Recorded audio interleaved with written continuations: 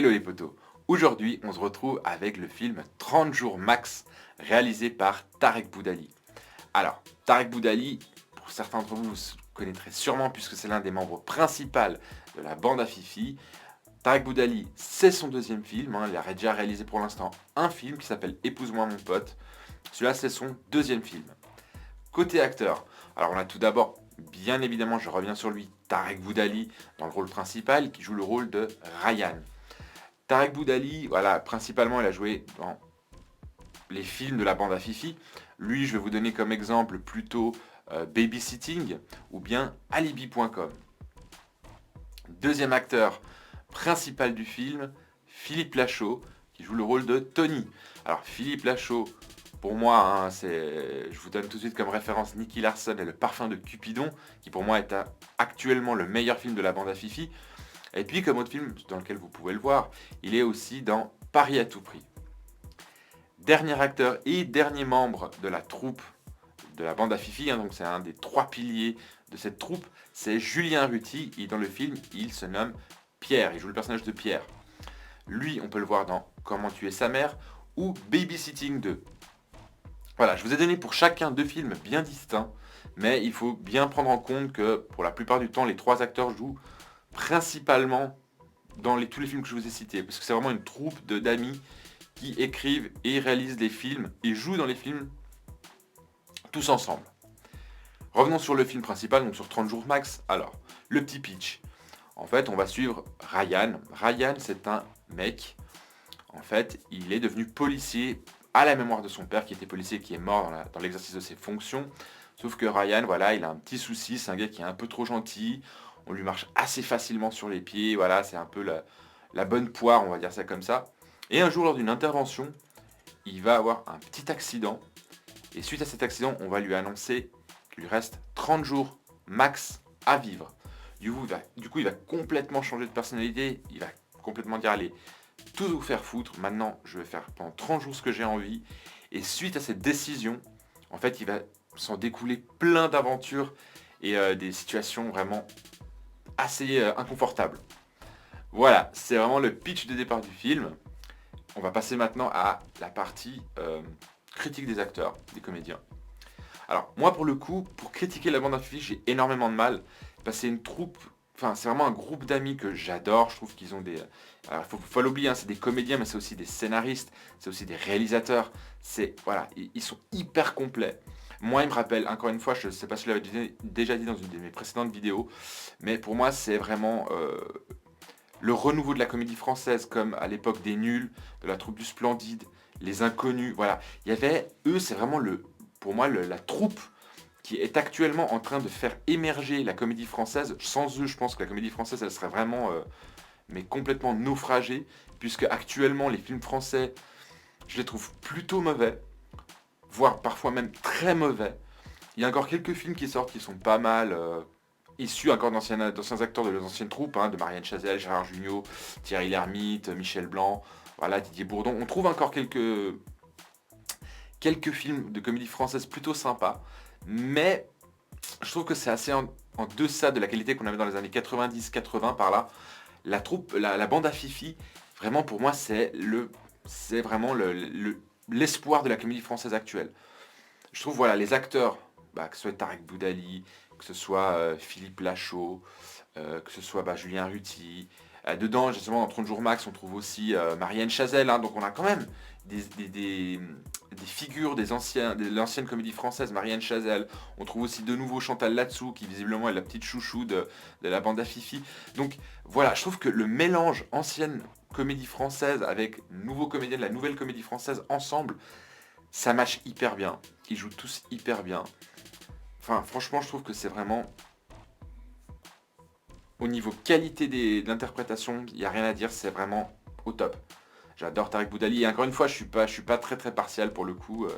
Impartial, pardon. Pour le coup, j'adore la bande à Fifi, donc du coup, j'ai du mal à leur dire quelque chose de négatif. Mais franchement, honnêtement, si je veux vraiment être objectif, je trouve que c'est vraiment des bons comédiens de manière générale. Et je trouve qu'ils sont vraiment hyper frais, et voilà, ils passent super bien à l'écran. Alors, le lieu, le décor, le tralala, tout se passe principalement sur Paris. Il y a quelques petites scènes qui se déroulent à l'étranger. Bon, voilà, il n'y a pas à dire grand-chose. Là où je veux en venir. Alors, ce film, le scénario. Le scénario en soi, il est pas le thème abordé, si vous voulez. Le thème vraiment, il vous reste tant de temps à vivre, sous forme de comédie. Je sais pas si j'ai déjà entendu, si j'ai déjà vu, mais ça sonne comme déjà avoir entendu ce genre de choses. Ce genre de thème où quelqu'un lui reste peu de temps à vivre et puis il va faire un nombre incalculable de conneries, et puis en fait il va se rendre compte que si, ça. Donc du coup le thème il n'est pas très nouveau. Pareil, les manières, les choses qui se déroulent, on les voit assez venir, on va dire, on va dire ce qu'il va faire comme conneries à la suite de, on les voit arriver. Parce que, encore une fois, il y a ce côté, on a l'impression d'un déjà vu. En revanche, là où ils sont très bons, c'est dans l'écriture. Alors, il y a de la vanne, mais pour tous les types différents de comédie. On a de la comédie, de l'absurde, on a du côté très caricatural, on a un côté comédie d'action. Franchement, ce film-là, ça m'a fait énormément penser justement à Nicky Larson et le parfum de Cupidon. J'ai presque eu l'impression de regarder des films de Jackie Chan. Les vieux films de Jackie Chan qui étaient des comédies d'action, là c'est vraiment ça. On sent qu'il y a de la comédie d'action dedans. Et d'ailleurs, si vous regardez dans le film, et si vous êtes vraiment cinéphile, mais que vous connaissez bien les grands classiques du cinéma d'action, il y a des scènes, vraiment, il y a une scène par exemple, elle est vraiment pompée, et en tout cas inspirée du film Die Hard avec Bruce Willis. Il y a une autre scène où c'est vraiment, on a l'impression de regarder un film de John Woo. Voilà, on voit que Tarek Boudali, ici en l'occurrence, en tant que réalisateur, et je pense dans l'écriture avec la bande à Fifi au complet, ils se sont inspirés de ces films d'action. Ils ont vraiment voulu apporter aux spectateurs, pour les plus anciens d'entre nous, on va dire ça comme ça, mais ce côté un peu nostalgique des films d'action de l'époque, avec ces images et ces scènes d'action qu'on retrouvait à l'époque des années 90, comme par là, Die Hard, L'Arme Fatale, et ce genre de films-là, ou les films de John Woo. Et je trouve que du coup, c'est ces scènes-là, mais ils les ont humorisées, on va dire ça comme ça, je sais pas, en tout cas, ils les ont rendus comiques. Et pour le coup, ça marche méga bien. Après, on a les vannes, comme je vous dis, qui partent sur de l'absurde, des choses comme ça, et ils sont vraiment géniaux, je trouve, parce qu'ils essayent de faire plaisir à un maximum du public en disant lui va plutôt rire sur de l'absurde, lui sur plutôt des cascades, lui plutôt sur des chutes, lui plutôt sur je sais pas des punchlines. Et ils sont excellents et franchement chaque scène, il n'y a pas une scène où on se marre pas. Honnêtement moi j'ai été à l'avant-première, il y avait en invité Tarek Boudali et Julien Ruti, donc on était quand même assez nombreux malgré le Covid. Et honnêtement durant tout le film ça a rigolé, mais de ouf. Enfin, vraiment, tout le monde rigolait. J'étais pas le seul à rigoler, on rigolait tous vraiment comme des tarés. C'est dire si cette troupe, elle marche bien. C'est dire si cette troupe, elle est fraîche. C'est dire si toutes les vannes fonctionnent. Scénaristiquement, le thème, il est très plat, on va dire. Il n'y a rien de nouveau, il n'y a rien de révolutionnaire. Mais ils sont excellents dans l'écriture de leur. Ils savent écrire des scènes, ils savent écrire des vannes. Ils sont vraiment exceptionnels. Je trouve vraiment c'est une très bonne troupe, c'est un très bon film à ce niveau-là.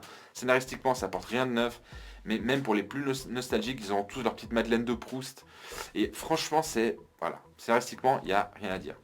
Les cascades, on en vient. Alors justement, dans ce film-là, c'est là où je veux en venir, ça ressemble énormément à Nicky Larson et Le Parfum de Cupidon, puisqu'il y a énormément de vraies cascades. D'ailleurs, petite note, Tarek Boudali lui-même nous l'a dit, il a réalisé 80-90% des cascades lui-même. Donc il en était très fier, donc ça c'était cool, c'est rigolo. Et ouais, franchement les cascades elles sont excellentes, elles sont bien réalisées, elles sont bien filmées. Encore une fois, il y a ce côté filmé comme un film d'action, donc avec une caméra, des angles très dynamiques et tout. Et puis arrive à la fin la chute, bam, la cascade qui se passe mal. Enfin, c'est excellent, ça c'est vraiment, ça a l'impression de regarder un film d'action et puis tout à coup il y a un truc, boum, puis tu sais, ça casse le truc et c'est là où ça te fait marrer. T'as la chute. Après, j'ai oublié de vous dire un petit truc au niveau du scénario. Il y a 2-3 petites scènes, c'est quand même un petit peu de négatif. Il y a 2-3 petites scènes, vraiment, qui se lancent, qui sont un peu longuettes, pour finalement lancer la blague en fait. Il y a des petites scènes qui commencent, mais en fait c'est juste pour lancer une blague ou une vanne ou un moment drôle, et je trouve que parfois elles sont un peu longuettes. Il y a un moment donné où ils chantent, ça servait pas à grand chose. Voilà, petite parenthèse, je reviens sur les cascades. Alors oui, les cascades, donc voilà, c'est ce que je vous dis, c'était super dynamique, c'est super bien, et boum, il y a la cascade, et là, ça match. C'est vraiment, ils sont excellents même sur ça. Et c'est une nouveauté, parce qu'avant Nicky Larson, il n'y avait pas vraiment ce genre de choses. Là, vraiment, on a l'impression de ce côté Jackie Chan, ce côté... Ouais, vraiment. Parfait. Ensuite, bon bah non, bah, y a ensuite rien, ensuite le bilan. Ensuite le bilan. Alors, qu'est-ce que j'ai pensé de ce film? Excellent film de la bande à Fifi, mais j'ai envie de dire comme d'habitude. J'ai adoré de bout en bout. Voilà, chacun son propre humour. Bah moi, franchement, tous les tableaux, ça a fonctionné sur moi. D'autres, enfin, certaines vannes moins que d'autres, mais de manière générale, c'était vraiment parfait. J'ai passé un super bon moment. Je me suis super bien marré. Vous pouvez y aller sans problème avec vos potes, avec votre copine, copain, avec n'importe qui. Après, pour les enfants, c'est délicat parce qu'on connaît la bande à Fifi, c'est un petit peu vulgaire, c'est un petit peu cru des fois. Voilà, ça parle un peu de cul, hein, faut le dire les choses.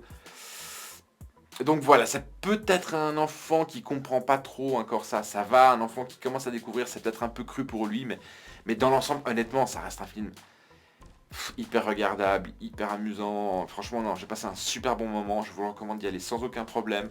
Vous pouvez y aller, vous perdrez pas votre argent. Voilà, la bande à Fifi, quoi. J'ai surkiffé.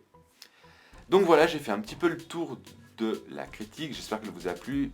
Si c'est le cas, bah, vous savez déjà quoi faire, hein, je me le dis à chaque fois. Le petit abonnement à la chaîne, ça fait toujours du bien. Le petit pouce bleu pour nous aider à évoluer, enfin pour m'aider à évoluer dans ma chaîne. Et bien évidemment, n'oubliez pas d'activer la petite cloche de notification si vous voulez être au courant de mes prochaines vidéos. Mettez un petit commentaire, bien évidemment je serai hyper content de vous répondre si vous avez des questions, si vous avez des notes, si vous avez vu le film, si vous avez votre propre critique à me donner. Je la lirai promis et je vous répondrai. On va passer maintenant à la partie spoil en 4 points. Pour ceux qui ne veulent pas et qui veulent conserver la surprise, je vous dis déjà bye bye. Et pour les autres, on se retrouve après l'alerte.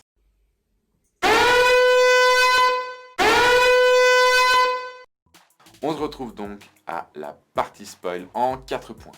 Le premier point dont je voulais vous parler, c'est justement la rencontre entre Ryan, alias Tarek Boudali, et Philippe Lachaud, alias Tony. En fait, lors d'une intervention policière, la police essaye de capturer le rat, qui est un malfrat notoire dans un des grands quartiers de Paris. D'ailleurs, le rat est interprété par José Garcia. Et durant cette intervention, encore une fois, Ryan, il est tellement gentil, il est tellement naïf, il est tellement bête, en fait, un petit peu, voilà, c'est un petit peu la bonne poire, qui va faire foirer l'intervention en aidant le rat à s'échapper de l'intervention. Donc du coup, le patron, il pète les plombs, le chef de la police fait « Mais attends, à cause de toi, on a perdu, notre intervention n'a servi à rien, tu l'as laissé échapper et tout. » Et le patron de police va appeler Tony, Philippe Lachaud, avec Philippe Lachaud est donc accompagné de Julien Ruti, qui est un petit peu le bras droit de Tony, donc Pierre. Et c'est là où on va se rendre compte, et en fait là, Tony, c'est vraiment Philippe Lachaud, le flic un petit peu hautain, qui est de la brigade des stupes, qui se la pète et tout.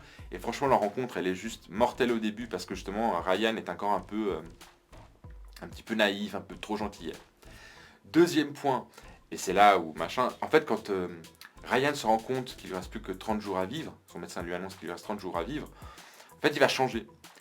Et, et justement il va rencontrer Laura, qui est le malfrat, qui a réussi à s'échapper de l'intervention policière, et Laura va lui dire, écoute, durant l'intervention j'ai quand même perdu un petit carnet, si tu me récupères le carnet, je te donne 100 000 euros.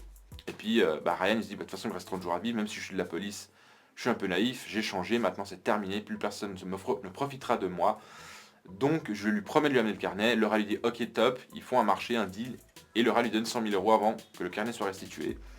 Et donc là, Ryan va faire péter le pognon, il va aller à Las Vegas, dans une belle bagnole, super fringue, des meufs partout et tout. Le gars il va se faire plaisir quoi. Donc ça c'est son premier coup de folie dans voilà, dans le fait que le gars il se dit il me reste 30 jours à vivre. Troisième point, en fait, quand il revient sur Paris, il apprend que Laura est en fait à l'origine de la mort de son propre père. Et donc il va beaucoup plus s'investir de nouveau dans la police pour essayer de le faire tomber. Grosse petite révélation. Quatrième point, je vous en épargne plein hein, des spoils, mais quatrième point qui est la fin. En fait, à la fin, ils réussissent enfin à capturer Laura, donc José Garcia. Et puis, que ce soit Tony, Ryan, Pierre, tous quoi, toute l'équipe est décorée par la police pour son aide justement, pour leur aide dans la capture du rat. Donc voilà, vous voyez, c'est une fin qui est très bateau, très lambda. Ryan était réussi à sortir avec justement sa collègue et tout. Donc voilà, c'est très bateau, mais c'est l'écriture. Encore une fois, c'est un film à écriture. C'est un film qu'il faut aller voir pour son écriture. Voilà, j'ai fait un petit peu le tour de tout ce que je voulais vous dire. Il y a encore énormément de choses à découvrir sur le film. De sketch, de vannes, de punchline, tout ce que vous voulez à découvrir. Franchement, allez le regarder, il est top. Mais en attendant, prenez soin de vous et bye bye.